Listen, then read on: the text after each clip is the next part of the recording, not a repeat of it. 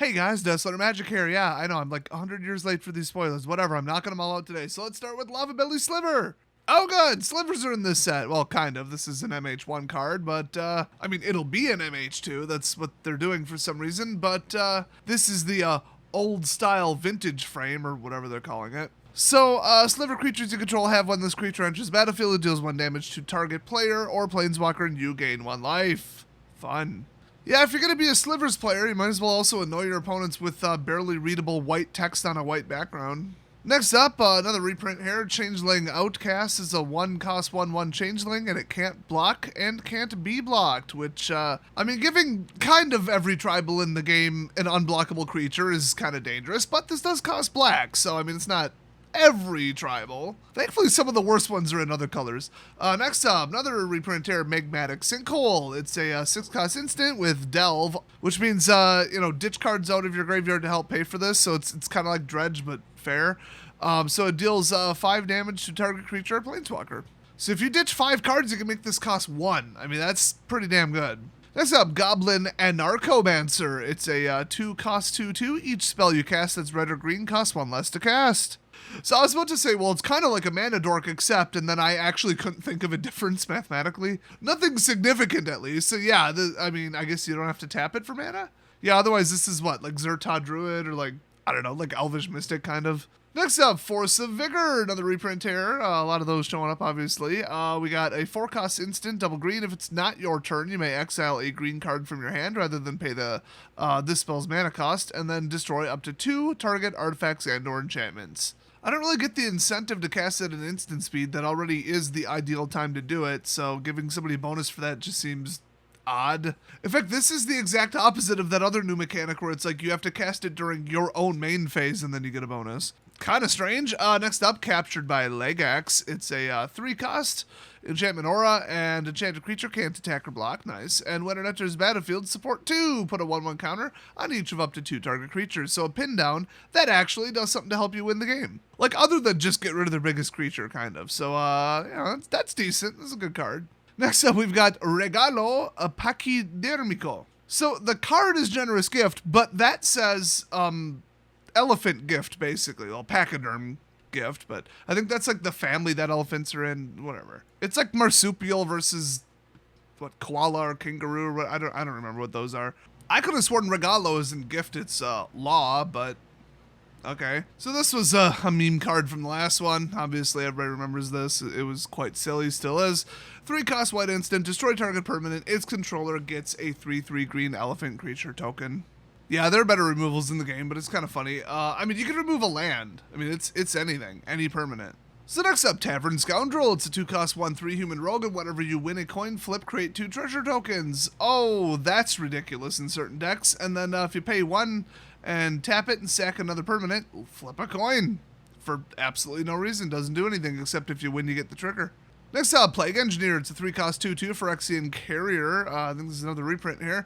Death Touch, and as it enters battlefield, choose a creature type and creatures of the chosen type that your opponents control. Get -1, -1. Nice little anti-tribal there. I mean, you're probably just going to offset a Lord's card, but whatever. Next up, Kaleidoscorch. Oh, gee, do you think it'll be another Converge card?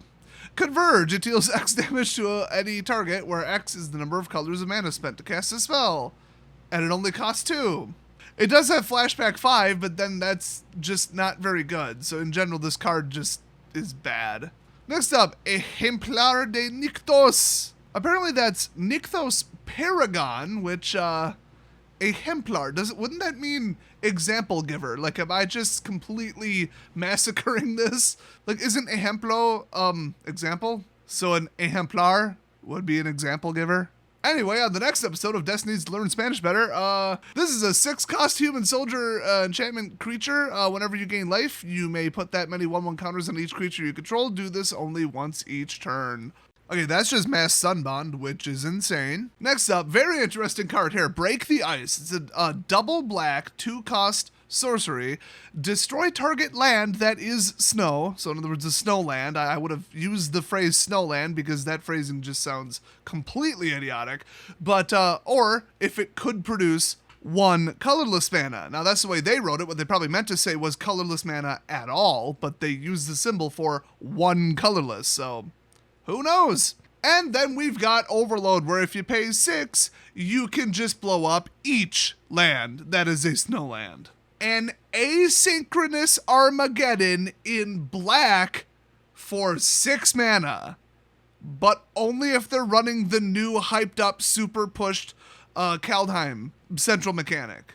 Wow, you can't get much worse at like punishing somebody for using a new thing. Okay, it's not new, it's just newly actually supported with enough cards to play it. This card is just terrible. It is just absolutely horrible, and it's a complete and utter color pie break. And it's probably only relevant against like 3% of decks. What even is this? What was the thinking behind this? What is the point of this? What the hell were they thinking? Now if you're like, okay, fine, screw it. I'm not going after snow. I'm not just going to try and end snow players. We're going to expand it past like 3%. Probably not even, probably 1%. Let's hit one or more targets that can produce colorless, which will be like quite a lot of activated ability lands and stuff like that. I mean, this will get rid of a pain land. Filter lands, they're gone. Yeah, I hate everything about this. This is basically just another boil. So next up, we've got Bandada de Sanador, which is a triple white, triple devotion. Love it. 3/3. Oh, it's Healer's Flock, by the way, and it has flying and lifelink. Yeah, remember that 1/1 with flying and lifelink from standard like a year ago or whatever? Yeah, this is just 3 of them. That's actually a theme. Didn't they put like 3 of another thing and then 3 of another thing on like 2 different cards? Well, whatever. This is a really good card. Next up, Fulgor de las Lentes. Also known as Lens Flare. It's a 5-cost instant affinity for artifacts, so it costs 1 less for every artifact you control, and it deals 5 damage to attacking or blocking creature. Or you could just pay 2 and use Seal Away. Próximo tenemos Conservador Angelico. I've already thrown off the closed captioning as hard as I can. I mean, turns out this is so late I could have replaced these all with the English one, but it would throw them out of order, and then I wouldn't be able to edit this as easily. So thanks, Wizards. So it's a 2-cost 1/1 Angel Spirit, and it has flying and protection from artifacts, because that's their idea of fair and balanced gameplay. Oh, we'll print just 1 anti-card. There, we're all set. There, now artifacts are no longer broken, even though we did Artifact Affinity and new Artifact Lands, which people said, after they ban Mox Opal, it's not the direct quote, by the way. No, you don't understand Artifact Lands. You do not know what it was like to have those in Standard, and neither do I, because I didn't play the game back then, but I've heard stories. But clearly, you guys don't know either. Next up, Nomos, which apparently actually does mean gnomes, and Apedazados, which apparently is patchwork. So it's a artifact creature, gnome, colorless, 3-cost, 2/1, and it has discard a card, regenerate. I feel like that's not even the point. It's you want to stuff an artifact into your graveyard so you can bring it back for free. I think this card's kind of like a Trojan horse. Can't slip one by me, Wizards. Next up, Etchings of the Chosen. It's a 3-cost enchantment from the last set. As it enters battlefield, choose a creature type. Creatures of the chosen type get +1/+1. So why we needed another Lord's Enchantment, I have no idea. Why is it in 2 colors? I have no idea. Why is it being reprinted? I have a pretty good idea. I'll just check. No, I'm wrong. It's a 59-cent card. All right, well, now I'm back to having no idea. I'll just say because it's a tribal set. I don't know, whatever. So if you pay 1, sack a creature of the chosen type. Target creature you control gains indestructible till end of turn. So you kill 1 to save 1. I mean, that is kind of interesting. Next up, Unbounded Potential. 2-cost instant. Choose one of the following 2 modes. 1, put a 1/1 counter on each of up to 2 target creatures, or 2, rescue your kid from the damn tree. And why weren't you watching them? Oh wait, I misread that. It's Proliferate. And then if you pay 4, you can Entwine, which means both of them. And that's an alternate cost. You don't pay 2 + 4, you just pay 4. Next up, we got Descanso Aliviador, which is apparently Blessed Respite. It's a 2-cost instant in green. Target player shuffles their graveyard into their library. Prevent all combat damage will be dealt this turn. So a fog with a built-in graveyard recycler. That actually is pretty interesting. And by the way, I already know that people are probably beyond pissed that this wasn't legal in Pauper. This would be so useful in Pauper. Oh well, maybe Tiempo Proxima. Next up, okay. Portugal is just messing with me at this point. Goblin Velocita de Armadillas. So Velocity Goblin of Armadillos, right? Wrong, Goblin Trap Runner. Velocista is apparently runner, And let's just cut the crap. Armadillos apparently means trap. Do people in Portugal just think armadillos are basically like walking bear traps? Like you get anywhere near them and you're gonna get like honey badger attacked? Because I thought they're pretty defensive. I thought they're actually quite nice. Anyway, it's a 4-cost for 2, and whenever it attacks, flip 3 coins. Because of course, what else would you do? For each flip you win, create a 1/1 red goblin creature token that's tapped and attacking. Okay, that actually is pretty insane, but a lot of goblin tribal decks don't run 4-cost goblins. But if they did, it would be this one. Next up, we've got Murktide Regent, aka Murky Dismal, the enemy of Rainbow Bright. Murky McMurkerton here is a 7-cost but not really creature dragon with delve, so you can get him down to 2 if you had 5 cards in your graveyard. I think you can pay like 3 by doing 3. I think that's how that works. And when it enters the battlefield, it enters with a 1/1 counter for each instant and sorcery card exiled with it. So it cares what you do with delve. And whenever an instant or sorcery card leaves your graveyard, put a 1/1 counter on Murktide Regent. So that's after it enters the battlefield from then on, because obviously while you're paying the cost, it's not on the battlefield and that ability doesn't apply. But interesting card, I guess. They seem to have a lot of faith in it with it being a mythic, but I don't know, it'd be awfully hard to set up and awfully hard to boost. You do get to keep those counters though, that ain't no end to turn boost. So you know, hey, this is pretty decent. Next up, reprint a Goblin Engineer, 2-cost 1/2, and when it enters battlefield, you may search the library for an artifact card, put it in your graveyard, and then shuffle. And then if you pay 1 red, tap it and sack an artifact. Return target artifact card with mana value 3 or less. Oh, I wonder if they'll target one with suspend. From your graveyard to the battlefield. This is like one of the 1,000 examples of how people are just going to take suspend cards and just free cast them. Suspend means nothing, and nobody uses the cards that way, and they know it, and they need to stop printing them because they're just free spells. Next up, Magus of the Bridge. Ooh, we're getting some more Maguses. None of them will be as cool as Candelabra. So it's a 3-cost 4/4 human wizard, triple black devotion. That's huge with a Gary deck. And whenever a non-token creature is put into your graveyard from the battlefield, create a 2/2 black zombie creature token. So huge famous black effect there. Very powerful. And then whenever a creature is put into an opponent's graveyard from the battlefield, exile Magus of the Bridge. I did not see that coming. That is a hell of a downside. Still a 4/4 for 3, but if you send your little army of a couple zombies and somebody's like, oh, well, I'll get rid of this, and, you know, just blocks one of them and dies, well, then you've got a problem, because he gone. Next up, reprint of Sisay, Weatherlight Captain. It's a 3-cost legendary. I can barely read this. What is wrong with you people who prefer this crap? Nostalgia. I like not being able to read the card. So anyway, Michael Jackson here is a 5-color card, which that in itself is actually pretty funny. They all should just be shades between white and black in my opinion, but we've got the color pie to consider. So anyway, Sisay gets +1/+1 for each color among other legendary permanents you control. And then if you pay 1 of each mana, search your library for a legendary permanent card with mana value less than Sisay's power. Hey, look, they put a limit on it because it's a tutoring freecaster. Put that card onto the battlefield and shuffle. So straight from your deck, tutoring it onto the battlefield, free casting. So they're like, you know what? It's going to be 2 or less unless you pump her up, and even then it costs 5 mana, and they're 5 colors. You can still do it, but you're going to have a hell of a time setting it up. I wonder if they'll go get something with suspend on it that's marked as legendary, and then bypass its enormous cost and get it like 5 turns early.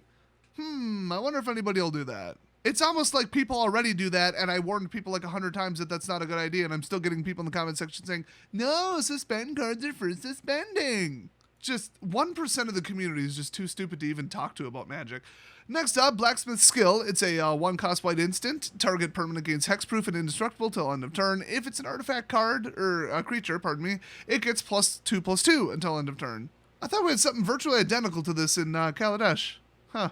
Might have been blue, though, but yeah, that's a damn good card. Next up, Floodhound. It's like a Bloodhound, but made out of flood. Get it? It's a pun. It's an uncard, but it's in a real set. Ha ha ha. It's been like 2 sets of stupid puns and not taking the game seriously. People are already sick of it. And Mark, you know, he thinks it's funny because he's about as mature as an 8-year-old.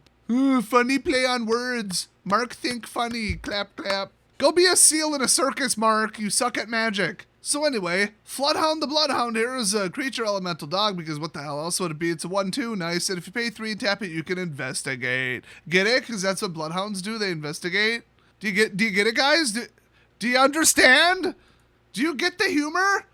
Why aren't you laughing? Next up, Hard Evidence. It's a 1-cost blue sorcery. Create a 0/3 blue crab creature token. Nice. And then investigate. I feel like they're trying to implicate the crab. They're trying to say the crab did it. It was his fault and he committed the murder. I don't know. I've never seen somebody use a crab as hard evidence, let alone like a witness testimony. But, you know, hey, crazier things have happened. Like my audio in this video. So I'm at the levels there really wacky and I don't know what's going on. Next up, Steelfin Whale. I'm trying to fix this in post, but anyway, Steelfin Whale. It's a 6-cost 3/4 affinity for artifacts. I'm already sick of reading that. Everybody hates artifacts. And whenever an artifact enters the battlefield under your control, untap Steelfin Whale. Seems like kind of gimmicky filler, but it's kind of neat. Next up, Echoing Return. It's a 1-cost black sorcery common, so okay, can't wait to see what this does, given the name. Return target creature card and all other cards with the same name as that card from your graveyard to your hand. Well, that's pretty good for 1 mana, I gotta say. You could do some pretty messed up stuff with this. Next up, Sinister Starfish. Let me guess, it's like Sigiled Starfish, but with a slightly different mechanic. Oh, look, it's a 2-cost Starfish 0/3 with Tap Surveil 1. Wow. This entire set is a parody, I swear. Sigiled Starfish was like the biggest ass whooper, and then you also got like Thassa on top of it back in the OG Theros days. That was some hot shit right there. I love Sigiled Starfish. Well, now Black gets one too, so I mean, good for them. I love the card, but like seriously, Wizards, can you at least pretend to take any of this seriously? Next up, oh my god, what wonderful timing. Ornithopter of Paradise, or as I like to call it, Artifact Birds of Paradise. It's a 2-cost artifact creature Thopter with flying, and if you tap it, you can add 1 mana of any color, and it's a 0/2. We've reached peak meme at this point. We have just jumped the shark, and we jumped it using an Ornithopter of Paradise. Here's the thing, they printed this as a common. You know, that's just a shout out to Pauper people. It's currently pre-ordering at $1.29 when the card Birds of Paradise has been kind of historically known as like the most durable value card ever. People thought it was Tarmogoyf. Look up the current price right now. It's under 50. I think after 2 reprints, that card literally went up in price, but now, not so much. But Birds of Paradise, you could print that in every single set from now until the next 5 years, and it would probably still be like $5. In fact, the cheapest Birds of Paradise right now is, well, those are gold bordered. I guess I'm going to say legal, $13. Wow, that went back up. M20 and M10 kind of are $14 and $15. Damn. So do note that there's another big difference here. It's not just, oh, every color gets a universal mana fixer now because, you know, colorless. Birds of Paradise was a 1-drop, and that is important. A 1-drop versus a 2-drop when it comes to a mana dork, very significant. Now, the original Birds of Paradise was also a 0/1. This is a 0/2. Not much of a difference there. They're both flying. But remember, you can use this early and then just, modular or whatever, or like proliferate or counter moving or counter move on death, which I think is modular or whatever. And you can get this thing to like attack caliber real quick and then actually use it. So it's like a useful, at least within this set for draft, artifact mana dork that also can be an artifact attacker later. So very useful card. I think Pauper people just lost their minds over it. And on top of that, I don't think it's going to stay below $2 for long. Although we'll probably have like a vintage frame, a pencil sketch of it, an extended art, a borderless, a foil extended art, what's that other one? Etched foil of it. I mean, who knows? Literally, nobody knows what is in the set and what is in what pack. It is impossible to track. I saw a chart. It made me want to throw up. I could almost guarantee that unless you like take the time to get a PhD in what the hell is in these damn packs, you know, set booster versus collectors versus regular draft, not that you'll be able to afford any of them because they're like $300 on Amazon sold direct by Wizards or whatever the hell people are complaining about lately. You'll just open the pack and just be like, oh, that was in there. I didn't know that. Maybe that's what they're going for. I don't know. They just fragmented and confused the shit out of anybody. And I would hate to be, you know, your Card Kingdom, your Channel Fireball, Troll and Toad, trying to like price these, trying to keep track of them, trying to keep inventories of all of them. What just an almost like anti-consumer move, but it's kind of like an anti-secondary market merchant move. Well, they weren't content enough to go after just LGSs and try and directly put them out of business with Secret Lair and by selling on Amazon. Gotta go after the singles people too, the biggest opener of sealed product. Good idea, Wizards. So anyway, next up we got Funnel Web Recluse. It's 5-cost 3/5 spider with reach and morbid. If it enters battlefield, if a creature already died this turn at the point that this resolves, then investigate. This is a really good card. I almost wish it had flash. Next up, Faithless Salvaging. Hey, do you think it'll be kind of like Faithless Looting, but a little bit different? My Gerd. It's a 2-cost red instant that says discard a card, then draw a card, and it has Rebound. Faithless Looting, which is currently sitting, I believe it or not, 79 cents, except for that god-awful, horrible artwork from hell. That one's a little more. It's 1 red, draw 2 cards and discard 2 cards and then flashback 3. So this Rebound, you get an automatic second casting of it, so it pretty much becomes a half turn delayed, or 1 full turn, half the effect delayed Faithless Looting, but then like basically no flashback. So, I mean, I guess you could, well, not really do it a turn earlier. I don't know. I think this is just an inferior version of it. Now, they just gave Popper 2 of them too, because it always was a common. So, interesting. Next up, Arcbound Slasher. We gotta be almost through these. This feels like a lot. Let's see. 0/0 for 5, modular 4. When it enters the battlefield, put 4 1/1 counters on it. When it dies, put them on a different artifact creature if you have one. And then Riot. I think I remember hearing about that. I don't think that's a new one. This creature enters the battlefield with your choice of an additional 1/1 counter or haste. Oh, of course, that was pretty recent. So this is a red artifact, which does limit its usability, and I do like that. And it's not your average red creature, it's also an artifact. So you get some benefits, and you get some downsides to that. And I just absolutely love that. I think that's, it adds a dynamic to the game, more options, more interesting things that can happen during a battle. I really, really, really like that Wizard said, we're going to, kind of double down and really from now on push colored artifacts and colored equipment, because it just works. It just adds a dimension to the game. And yeah, it does. They should keep doing it. So next up, Breathless Knight. It's a 3-cost white black 2/2 Spirit Knight with flying and lifelink. Nice. Always a good combo. And whenever it or another creature enters the battlefield under your control, if that creature entered from the graveyard or you cast it from the graveyard, how would that not include the first condition? Put a 1/1 counter on Breathless Knight. What is it? Technically enter from the stack. The stack's not a zone. They didn't need to put both those sentences, I assure you. Yeah, this just keeps getting bigger every time you resurrect something, and it's flying, and it's lifelink. This is like the king of a resurrection-based Aristocrats deck. I mean, this thing is insane. I am shocked that they made this a common, because this could be a mythic, it's so good, let alone a rare. Next up, we got Gargadon. It's a 7-cost 7/5 beast with trample and suspend 4. Hey, a suspend card that actually has a CMC so that you can't just free cast it. What a concept! So you get 2 types of suspend cards. You got the ones where you're like, if I wait, I can pay less. Cool, It's powerful, pay more, get it now. And then there's the other ones that are just broken garbage designed by morons who don't know how math or the game works. This is the former. So yeah, I mean, a trample 7/5. Yeah, that's pretty good. Unfortunately, 4 turns from now in Modern is way the hell too late, and 7 mana is way the hell too much, so not a good card, but at least it's not a bad card. And hey, that was the last one for this group, so I've got all of June 2nd's ones to cover, which it's 7:30 on June 3rd, so that's great. At least I don't think any went out today, not that I saw, so that helps. Well, thanks for watching. I'm going to go record that one as soon as I get something to eat. Hopefully I can stay awake long enough to edit this first. So thanks for watching, everybody, and I'll see you guys next time.